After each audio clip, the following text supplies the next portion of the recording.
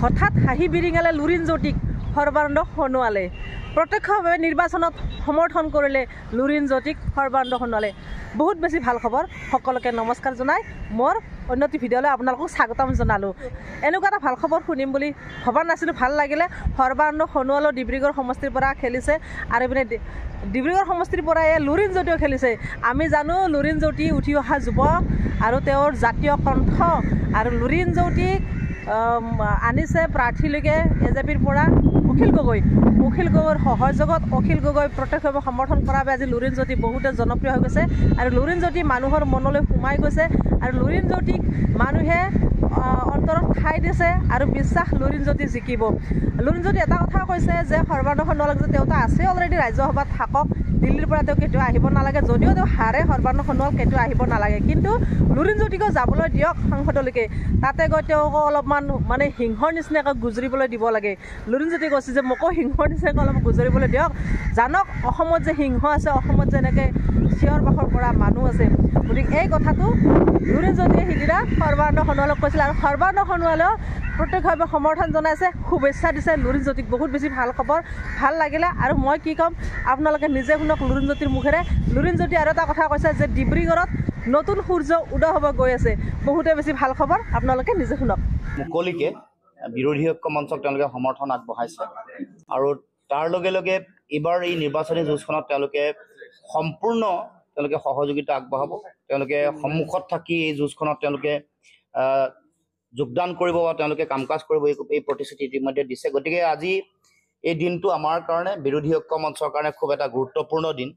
কাৰণ সকলোৱে এটা কথা সন্দেহ কৰি আছিল যে সোণোৱাল কছাৰী জনগোষ্ঠীয় যিসকল ব্যক্তি তেওঁলোকে এই নিৰ্বাচনত বিৰোধী ঐক্য মঞ্চৰ বা বিজেপিৰ যিবোৰ জাতি ধ্বংসী যিবোৰ সিদ্ধান্ত, কা জাপি দিয়াকে ধৰি এই বিজেপিৰ বিৰুদ্ধে নাথাকিব নেকি, এনেকুৱা ধৰণৰ এটা মানসিকতা মানুহৰ মাজত এটা আলোচনা হৈছিল। কিন্তু তাৰ বিপৰীতে আচলতে সঁচা গণতন্ত্ৰ প্ৰতিষ্ঠা কৰিবৰ কাৰণে বা জাতিটোক কৰা অন্যায় বা সাধাৰণ জনগণক যিধৰণে অন্যায় অবিচাৰ কৰা হৈছে তাৰ বিৰুদ্ধে যে সকলো স্তৰৰ সকলো জাতি জনগোষ্ঠী ভাষা ভাষী ধৰ্মাৱলম্বী লোক যে ওলাই আহিছে, সেইটোৱে আজি প্ৰমাণ কৰিছে।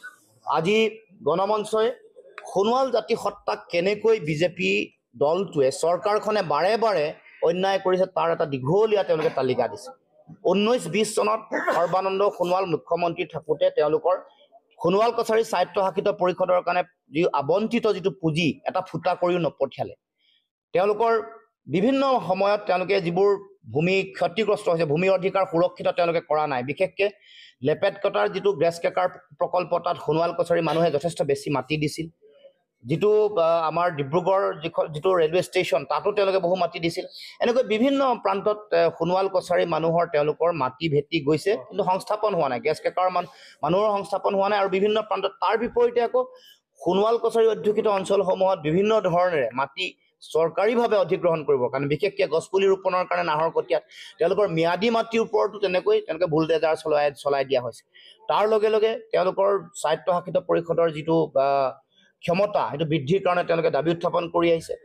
ব্যাপক দুৰ্নীতি, যি দুৰ্নীতি তেওঁলোকে দেখুৱাইছে যে দীপুৰঞ্জন মাৰ্কাৰী মুখ্য কাৰ্যবাহী সদস্য হৈ থকাৰ সময়ত টিনপাতৰ কেলেংকাৰী, বিভিন্ন ধৰণৰ কেলেংকাৰী, CIDৰ তদন্ত বা বিভিন্ন ভাৰতবৰ্ষৰ দিল্লীৰো বিভিন্ন ধৰণৰ স্তৰত তেওঁ গোচৰ ৰুজু হৈ থকাৰ পাছতো তেওঁক কেৱল মাত্ৰ সৰ্বানন্দ সোণোৱালৰ লগত আশীৰ্ধন্য হোৱাৰ কাৰণে তেওঁক আজিলৈকে কোনো ব্যৱস্থা গ্ৰহণ কৰা নাই।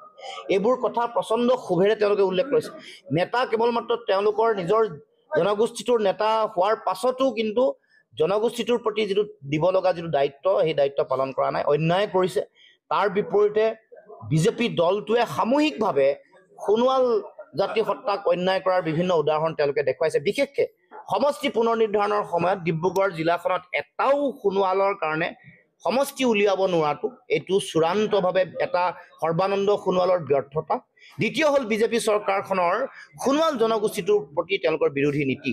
তাৰ লগে লগে আমি আন বিভিন্ন বিষয় তেওঁলোকৰ ইতিমধ্যে আমাৰ তৰফৰ পৰা আমি সমৰ্থন ব্যক্ত কৈছোঁ যে সোণোৱাল জনগোষ্ঠীটোৰ তেওঁলোকৰ অধিকাৰ, তেওঁলোকৰ যিবোৰ মূল সমস্যাৰ যিখন যুঁজ, তাত আমি অসম জাতীয় পৰিষদ বিৰোধী ঐক্য মঞ্চ সদায় লগত আছোঁ।